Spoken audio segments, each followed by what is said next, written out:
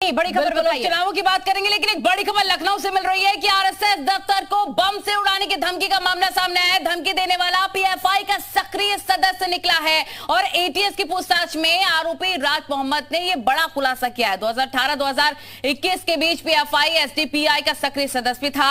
2021 के बाद अपनी गतिविधियों को बताने से बच रहा है राज मोहम्मद। यूपी एटीएस ने 7 जून को तमिलनाडु से किया था गिरफ्तार। राज मोहम्मद को रिमांड पर लेकर एटीएस पूछताछ कर रही है और आरोपी ने लखनऊ, उन्नाव समेत आरएसएस के 6 दफ्तर को उड़ाने की धमकी दी थी। इस वक्त की बड़ी खबर आपको हम बता रहे हैं। इससे पहले भी धमकी दी गई है आरएसएस दफ्तर को बम से उड़ाने की, लेकिन एक और बार ये देखिए खबर आपको बता रहे हैं जहां पर जो धमकी देने वाला है पीएफआई का सक्रिय सदस्य बताया जा रहा है। आरएसएस दफ्तर को एक बार फिर से बम से उड़ाने की धमकी देने का मामला सामने है और धमकी देने वाला पीएफआई का सक्रिय सदस्य निकला है। एटीएस की पूछताछ में आरोपी राज मोहम्मद ने बड़ा खुलासा किया है कि वो पीएफआई का सदस्य है। 2018-21 के बीच में पीएफआई एसडीपीआई का वो काफी एक्टिव पार्टिसिपेट भी रह चुका है। 2021 के बाद अपनी गतिविधियों को बताने से वो काफी ज्यादा बच रहा है। यूपी एटीएस ने 7 जून को तमिलनाडु से इसे गिरफ्तार किया। राज मोहम्मद को रिमांड पर लेकर अब एटीएस पूछताछ कर रही है। आरोपी ने लखनऊ, उन्नाव समेत आरएसएस के 6 दफ्तर उड़ाने की धमकी दी थी।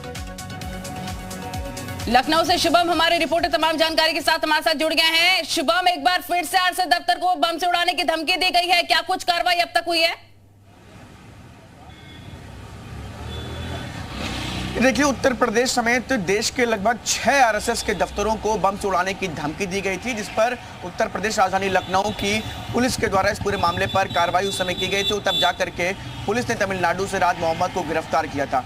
एटीएस लगातार इस पूरे मामले पर राज मोहम्मद से पूछताछ कर रही थी। पूछताछ में अब ये सबसे बड़ा खुलासा हुआ है कि राज मोहम्मद पीएफआई का सक्रिय एजेंट है। लगातार पीएफआई के लिए वो काम करता आ रहा था, चाहे वो जितने बड़े उत्तर प्रदेश समेत तमाम जगहों पर ऐसी घटनाएं हुई, उस समय भी उसमें योगदान बताया जा रहा सोर्सेस के हवाले से कि उस समय भी रहा है। तो ऐसे में पीएफआई के संगठन के सदस्य होने के साथ साथ एक्टिव रहता था और इसमें पूछताछ में साफ तौर पर ये जो धमकी उसके द्वारा दी गई थी उसमें भी बताया जा रहा है कि एक बड़ा, सबसे बड़ा जो तैयारी चल रही थी उसको लेकर के। तो अभी तक जो इनपुट आया है सबसे बड़ा कि पीएफआई से जुड़ा हुआ ये राज मोहम्मद तो शुभम, है। क्या इसके जो और साथी थे, जो इसके और सदस्य पीएफआई के, उसके बारे में भी उसने कुछ खुलासा किया है? जानकारी जब उससे ली गई तब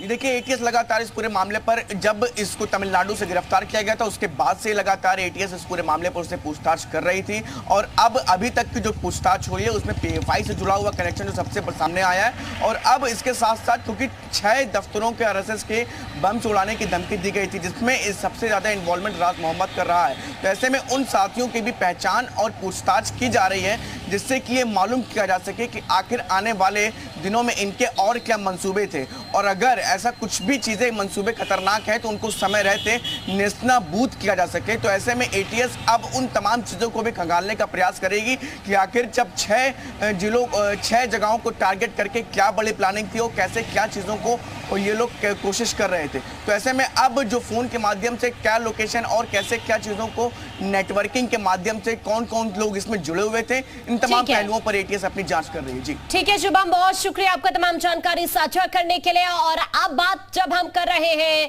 रामपुर और आजमगढ़ सीट को लेकर 22 का बदलापुर, लगातार आप देख रहे हैं